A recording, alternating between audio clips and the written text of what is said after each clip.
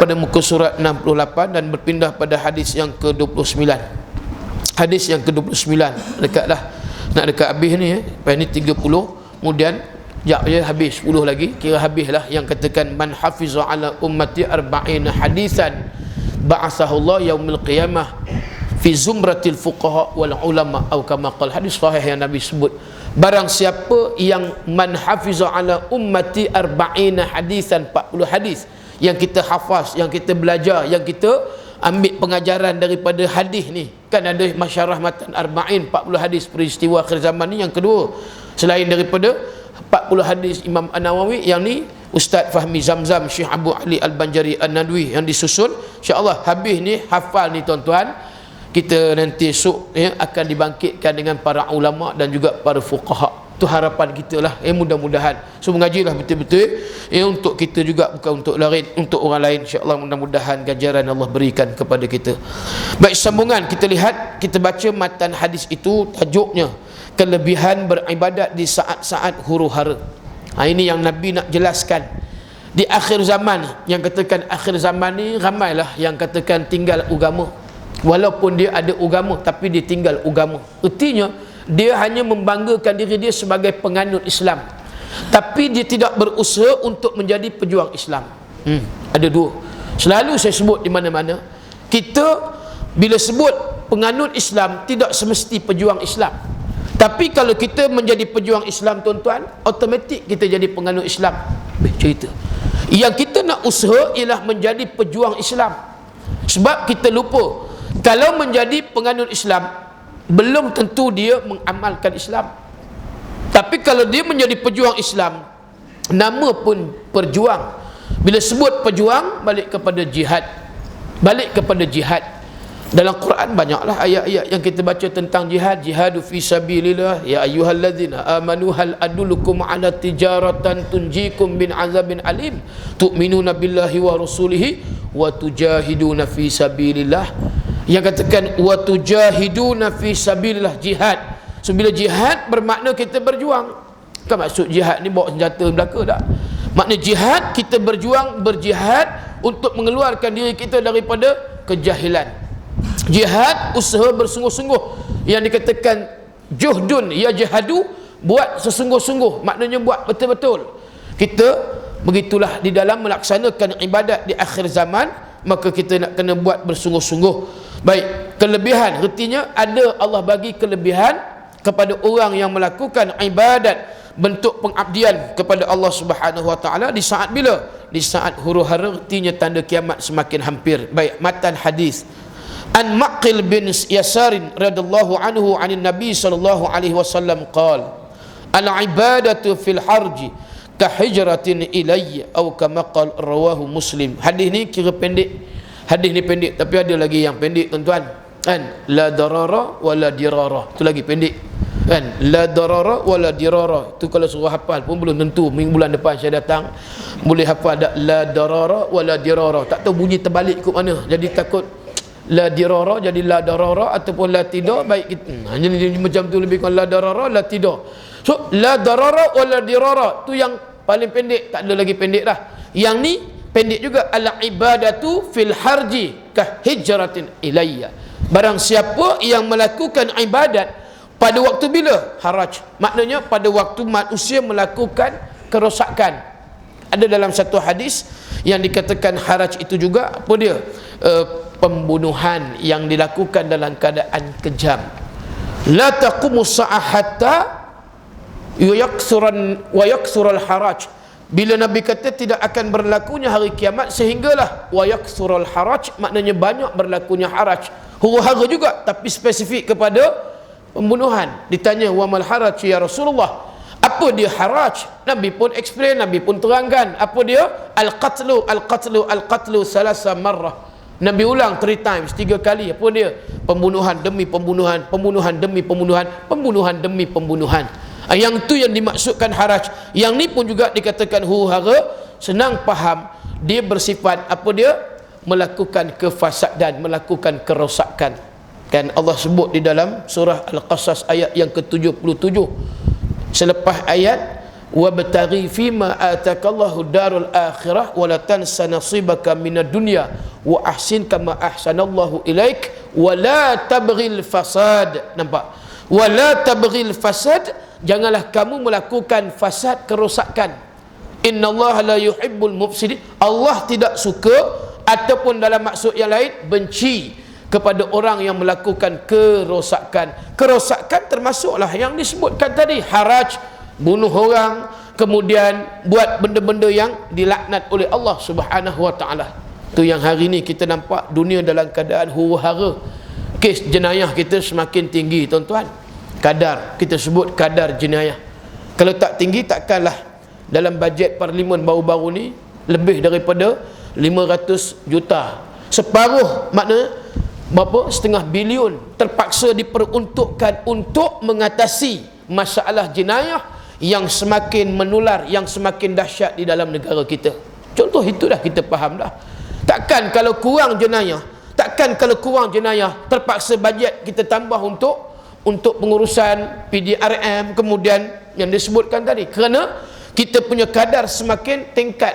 Kita punya kadar jenayah hari ini bukan kata jenayah bunuh je, bukan kata jenayah mencuri, macam-macam jenis yang katakan ragut, kemudian itu dan ini, dan berbagai-bagai jenis-jenis jenayah yang baru-baru, yang dulu kita tak dengar, hari ini kita dengar. Trend campak bayi, umpama contoh buang bayi, itu di antara. Dulu mana ada pernah kita dengar bayi dicampak daripada tingkat 3. Kalau dia yang buang campak bayi tingkat 3 tu, dia tu mak yang beranak tu dengan perbuatan zina tu kira satu hal. Dia tu kalau kira katalah dia dicampak daripada tingkat 1 cukup lah. Agak-agak apa jadi, kepala dia pecah ke tak pecah? Nampak? Bukan kaki dulu. Kalau kaki dulu patah, biar kepala dulu tengok macam mana. Boleh tahan ke kepala dia? Ini budak yang baru lahir, dan dia yang melahirkan daripada perbuatan zina.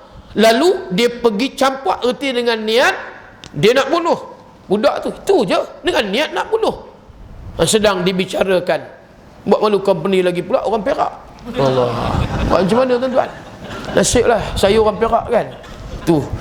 Okey, tak apalah, itu cerita dia. Baik, kita tengok apa maksud hadis tadi. Daripada Maqil bin Yasar radhiyallahu taala anhu berkata, Nabi SAW beribadat ala ibadah, maksud dia beribadat di saat-saat huru-hara, yakni in bracket kacau bilau, dunia dalam keadaan kacau bilau, maka adalah seperti berhijrah kepada aku, kata Rasulullah. Hadis riwayat Imam Muslim ni hadis sahih. Ini tuan-tuan, yang cerita ni ialah orang yang buat ibadat. Dalam satu hadis Nabi lagi, yang Nabi kata, man ahya sunnati inda fasadati falahu ajrun mi'atu syahid, atau kama qala. Nabi sebut apa dia? Orang yang melakukan apa dia disebutkan tadi, sunnah Nabi, sunnah aku, kata Rasulullah. Bukan kata banyak sunnah Nabi yang dibuat, tapi dia menurut perintah, taat kepada Allah. Yang wajib dia tidak pernah tinggal, yang sunnah dia tuntut amat digalakkan, maka dia laksanakan. Orang yang macam ni Nabi kata, kemudian indah fasadati, dia hidupkan sunnah aku, satu sunnah di tengah manusia melakukan kerosakan, maka kata Rasulullah, kana lahu ajrun mi'atu syahid, bagi dia, kata Nabi, Tuhan akan bagi di antaranya pahala 100 pahala orang mati syahid. Allahu Akbar. Ini orang yang buat ibadat di tengah-tengah orang melakukan kejahatan. Kita asingkan daripada golongan yang melakukan kedurhakaan kepada Allah Subhanahu wa taala. Baru ni satu tajuk forum di Kuala Selangor, di Masjid Pekan Jeram, saya dengan Ustaz Haslin Bollywood, kemudian dengan Ustaz Haryanto Rizal Rokman. Kami ni sekarang ni dia ada syarikat, kami punya syarikat namanya Triple H Solution, Sendirian Berhad. Triple maknanya 3H lah kan. Itu H yang pertama, orang tua itulah MD kita, Managing Director kan, Haslin Baharim, Haslin Bollywood. Kemudian yang keduanya saya Halim Din, yang ketiganya Haryanto Rizal. Baru balik kemarin 2 hari di Johor. Kita memperkenalkan Triple H. Alhamdulillah ramai orang kan, kira boleh tahan lah, tak kurang daripada 20,000 ada. Itu 20,000 tu campur dengan malaikat semualah kan. Itu dengan yang tak datang, dengan tak datang pun kira jugalah kan. Barangkali mudah-mudahan mereka dengar di luar. Alhamdulillah. Facebook semalam yang dilancarkan di Johor, Facebook 30,000 yang like. Cik kan, kita dengar bila Facebook ni, tengok dalam internet, tahulah orang Facebook ni dia seronok bila ada orang like. Kalau dia keluarkan satu-satu apa benda, kenyataan ke apa benda ataupun gambar dia whatever lah, kalau orang tak like dia rasa tak seronok kan. Wah, orang tak like aku ni, macam orang tak minat lah dengan aku ni, cik kan, dia kata macam tu. So semalam 30,000 tak sampai satu hari orang like. Kenapa? Mungkin orang minat, bukan kita, mungkin Haslin Bollywood lah yang orang minat kan. Itu kita tumpang tu je. Walau bagaimanapun tak apalah, Triple H bulan depan, satu hari bulan kita akan berada di Penang, kemudian kita round lah hari ni apa dia kita kata road tour. Kita nak pergi ke negeri-negeri. Sebab apa dia, benda ni bagus juga kan, nama pun sedap, Triple H. Masing-masing ada kelebihan, masing-masing ada orang kata dia punya peminat dan follower dia. Mudah-mudahan dakwah tu sampai. Balik nak cerita tadi, tak apalah, itu cerita Triple H. Jadi tajuk baru ni di Jeram, iaitu ibu bapa yang durhaka. Selalu kita dengar anak yang durhaka pada ibu bapa. Baru ni forum ibu bapa yang durhaka. Nampak kan, orang yang datang, budak-budak, anak-anak seronok dengar. Sebelum ni dia kata selalu yang kami yang kena, anak durhaka pada mak bapak, anak durhaka pada mak bapak. Malam tu mak bapak pula kata budak-budak padan muka buat-buat tu yang datang. Tu sebab mak bapak pula yang disebut sebagai mak bapak yang durhaka. Nak buat macam mana? Siapa yang datang terkenalah. Sebab ada di antara tanggungjawab ibu bapa yang dia lupa. Apa dia yang dia lupa? Untuk mendidik anak-anak menjadi orang yang baik. Ini tuan-tuan, sibuk. Yalah, macam mana nak didik anak daripada pagi keluar rumah kerja, balik pukul berapa dah, kemudian ada yang buat part time, yang tak balik rumah ada, yang Zulian, yang MLM, multi level marketing, macam-macam dah. Tak tahulah di sini ada ke tidak kan, nak ceritanya dah. Kalau tak balik rumah, dia datang macam ni, yang kita duduk di surau ini, yang duduk di masjid. Okey, kenapa? Kerana ada aktiviti agama. Balik dia tahu bila mana ustaz sebut, tak kira ustaz alim din ke siapa, oh cerita kita ada tanggungjawab. Cerita dengan isteri balik rumah, isteri pula kongsi dengan suami, share. Kemudian mereka ni ibu bapa, so tanggungjawab ialah yang kemudian ialah kita ni jauh sangat dah tinggal. Sampai anak kita tak ambil tahu. Bila dengar tadi ustaz Lut sebut durhaka ibu bapa, kenapa mereka membiarkan anak-anak?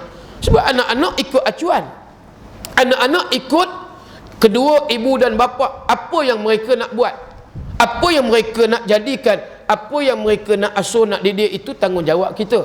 So kalau ibu bapa tidak melihat kepada dirinya, kullu mauludin yuladun alal fitrah, itu jelas Nabi sebut, setiap bayi yang lahir, maka kelahiran itu disebut oleh Nabi fa'abawahu, kedua ibu dan bapaknya lah yang akan mencorakkan akhlak, watak dan akhlak. Sama ada kata Nabi yuhawidanihi au yunassiranihi au yumajjisanihi. Tiga benda. Selalu dah benda ni disebut. Mak bapak lah yang akan mencorakkan, sama ada anak tu nak jadi watak dan akhlak Yahudi, watak dan akhlak Nasrani, watak dan akhlak Majusi. Tiga orang ni, tiga golongan ni. Tak ada orang lain. Ialah kita kata pemimpin memanglah itu sistem. Tapi kita ni yang lahir ni, kita yang ibu bapa ni bertanggungjawab penuh. Yang nak suruh anak mengaji, teringat lagi di Ipoh dulu, budak perempuan anak dia, bapak dia kira kuat agama, pegangan agama. Anak 10 tahun hafal Quran 30 juzuk. Bukan bapak dia ustaz, tapi dia boleh didik anak dia di Ipoh Manjui. 10 tahun dia didik anak dia perempuan jadi hafal Al-Quran. Allah, sejuk hati ibu dan bapa. Kalau meninggal kan seronok, sedap kan, bila mana anak disebut anak yang menghafaz Al-Quran. Setidak-tidaknya kira kita kata apa dia, kita ada di antaranya, kita punya pusaka yang katakan harta yang berguna untuk kita. Kalau tak ada duit tapi kita punya harta yang kita tinggalkan itu adalah anak yang soleh dan anak yang solehah. Ini orang yang tak nak mengejar benda-benda macam ni, ya. Tak semestilah yang kita katakan dia nak hafal Quran. Kalau kiranya dia menjadi anak yang soleh, artinya anak yang banyak melakukan kebaikan. Itu yang kita nak, itu yang kita cari. Jangan sampai anak yang kita tak tahu ke mana pergi, kemudian langsung tidak dididik dengan agama. Yang kita dengar baru ni dalam surat khabar, minta sedekah, kemudian pergi merata tempat. di Johor. Kami tengah makan, habis daripada program pukul 12 lebih, budak perempuan kemudian datang dekat kami, dia bawa risit apa dia, risit amal, Mahat Tahfiz Amal di Kedah kan. Dibawa tu, kemudian dibawa satu macam madu campur dengan habatus sauda apa semua, harga dia RM50. Pukul berapa? Pukul 12 lebih, pakai baju kurung, pakai tudung kan. Lepas tu dia kata, nak beli tak ni sumbangan untuk Mahat Hafiz Amal. Kita tanya dulu, dik, sekarang ni pukul berapa dik? Sekarang ni pukul berapa yang nak Mahat Hafiz Amal ni? You perempuan, awak perempuan, yang awak keluar sampai pukul 12 lebih ni, tahu tak macam mana? Ni kamu ni seorang. Tak, ustaz ni kami ada, dia tak, semula tak sebut ustaz, dia sebut Tuan Haji. Kemudian dia sebut ustaz, lepas habis ustaz Tuan Haji balik, tak tahu dia pun pening. Kan? Yang interview dia, yang interrogate dia, Ustaz Haryanto, macam-macam dia siasatnya kan. Jadi saya dengar je, kami dengan Ustaz Asli pun dengar. Ni pukul 12 lebih ni duk pergi merata, duk menjaja ni nak jual ni, kemudian derma. Betul ke? Siapa yang dapat duit tersebut? Nampak? Kemudian kita tengok risit. Allah, tak padan yang katakan Mahat Tahfiz Amal, betul-betul risit yang simple. Sain tak tahu sain siapa benda, siapa dia yang sain, kemudian tulis ada RM20, RM30, ada RM50 kan. Dibawalah satu botol macam tu madu. Kalau dia hafaz Quran, takkan macam tu pukul 12 lebih keluar daripada rumah ni. Saya Tuan Haji, saya ada kawan ni, tak kira lah kawan ke tak, ini ni keluar 12 malam, bukan 12 tengah hari. Nampak kan? Kemudian kita ambil kursi, duduk ni, sembang lama sikit, bagi tazkirah sekejap. Sebab ini ceritanya, dia perempuan, kalau lelaki kita tak heran dipergunakan hari ni budak-budak macam tu dengan tadi Mahat Tahfiz Amal. Betul ke tak betul? Kalau betul ustaz tu kalau tak bohong lah, dia boleh fikir tak ni apa benda ni bagi anak perempuan ataupun orang yang mengaji di tempat dia keluar malam-malam cari duit. Allah, takkan tak ada waktu siang yang dia boleh cari duit. Malu tak kita tuan-tuan? Ini orang kita ni orang Melayu. Mana ada anak Cina buat macam tu, mana ada anak India. Walaupun kita kata India ni kelas yang ketiga, tapi tak buat macam kita. Pergi jaja sana, walaupun bawa lah entah apa benda madu tu, kemudian bila nak bagi RM10, dia tak nak, muka monyuk masam kan. Ustaz Rentu bagilah RM10 sebagai sedekah sajalah, bagi duit makan. Tanya dah makan belum, dia kata dah makan. Okey, tak apalah, RM50 ni kita tak beli, kita bagi RM10 sedekah dia muka tariknya, masamnya muka, kemudian belah. Nampak? Ini cara hari ni tuan-tuan, yang dipergunakan budak-budak macam tu dengan jenama tadi tahfiz. Kalau betul dia tahfiz Quran, takkan macam tu dalam keadaan tengah-tengah malam. Hoi, jangan main tuan-tuan. Boleh di pekan, bukan pekan, Bandaraya Johor Bahru tu, dia boleh pergi sana sini duk menjaja macam tu. Memang betul-betul lah dia punya kalau katakan pengetua, mudir dia memang jenis tak tahu nak cakap apalah. Kita kata kalau dia faham agama takkan disuruh macam tu. Itu sebagai contoh lah hari ni, itu sebahagian. Jadi tuan-tuan dan puan-puan sekalian,